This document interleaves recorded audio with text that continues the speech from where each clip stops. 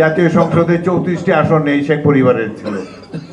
সাধারণ মানুষ ভোটের বাক্সের নাগাল কোনোদিন পায়নি। তারা এইভাবে এক সন্ত্রাসের রাজত্ব কায়েম করে অবশেষে তাদেরকে দেশ ত্যাগ করতে হয়েছে। প্রত্যেকটাই ছিল জনগণের সাথে প্রতারণা। নির্বাচনের নামে প্রহসন মঞ্চস্থ করেছিল মাফিয়া নেত্রী শেখ হাসিনা। আওয়ামী লীগের এই দুঃশাসনের বর্ণনা সারাদিন করলেও শেষ হবে না। কত মানুষকে তারা হত্যা করেছে, গুম করেছে। বিরোধী দলকে দমন করতে গিয়ে এক বিভীষিকার রাজত্ব তারা এই দেশে কায়েম করেছিল। লক্ষ কোটি কোটি ডলার তারা বিদেশে পাচার করেছে।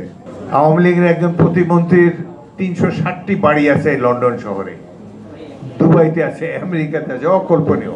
তাদের নেত্রী অনেক ভালো ভালো কথা বলে গিয়েছেন, কিন্তু লুটপাটে তিনি বিশ্ব রেকর্ড ইতিমধ্যে করে গিয়েছেন। জাতীয় সংসদে 34টি আসন এই শেখ পরিবারের ছিল। সাধারণ মানুষ ভোটের বাক্সের নাগাল কোনোদিন পায়নি। তারা এইভাবে এক সন্ত্রাসের রাজত্ব কায়েম করে অবশেষে তাদেরকে দেশ ত্যাগ করতে হয়েছে। আমি ধন্যবাদ জানাতে চাই তরুণ ছাত্রদেরকে, যারা কোটা আন্দোলন দিয়ে শুরু করেছে এবং শেখ হাসিনা দুঃশাসনের ফলেই এই কোটা আন্দোলন এক দফার আন্দোলন, হাসিনা হটাও আন্দোলনে পরিণত হয়েছিল। সেই এক দফার আন্দোলনে সারা জাতি অংশগ্রহণ করেছে, প্রত্যেকটি রাজনৈতিক দল অংশগ্রহণ করেছে। আমার পাশে বসে আছে তরুণ নেতা, এখন আর তরুণ না, তখন হয়তো তরুণ ছিল, জুনায়েদ সাকিব। তিনিও বলিষ্ঠ ভূমিকা রেখেছেন এই আন্দোলনে।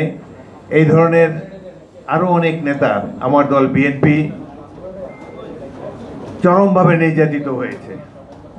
হাজার হাজার মানুষ বিএনপি কর্মী নিহত হয়েছে, গুম হয়েছে এবং বহু পরিবার নিঃস্ব হয়ে গিয়েছে উপার্জনক্ষম ব্যক্তিকে হারিয়ে।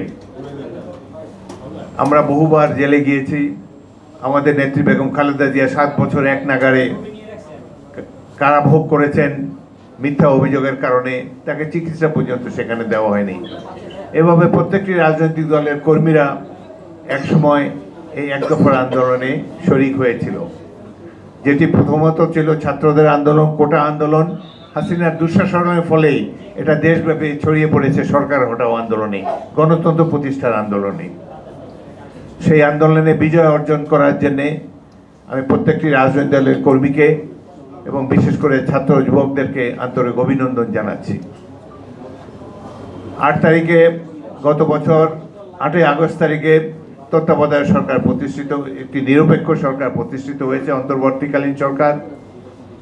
আমরা আশা করেছিলাম এই দেশের একজন জ্ঞানী, সারা পৃথিবীতে বহুল প্রচারিত নোবেল বিজয়ী প্রফেসর মোহাম্মদ ইউনূস, তিনি সরকার প্রধান হিসাবে দায়িত্ব গ্রহণ করেছেন। আমরা একজন যোগ্য মানুষকে পেয়েছিলাম নেতা হিসাবে। আশা করেছি যে তিনি জাতিকে গণতন্ত্র প্রতিষ্ঠার অভিষ্ট লক্ষ্যে নিয়ে যেতে পারবেন। কিন্তু কিছু কিছু ক্ষেত্রে আমরা ব্যর্থ হয়ে দেখেছি। প্রফেসর ইউনূস নিশ্চয়ই চেষ্টা করেছেন আন্তরিকভাবে, কিন্তু উপদেষ্টা পরিষদের কিছু কিছু সদস্য তারা 2-4 দিন পরেই গদিটা যে নরম, এখানে আর ছাড়তে চান না, এই ধরনের মনোভাবের তারা শিকার হয়েছেন। কেউ কেউ 5 বছর, কেউ কেউ আরও বেশি দিন ক্ষমতায় থাকার খায়েশ ব্যক্ত করেছেন। এটি আমরা কারো কাছ থেকে আশা করিনি। সংস্কার তারা করতে চেয়েছেন, খুব ভালো কথা।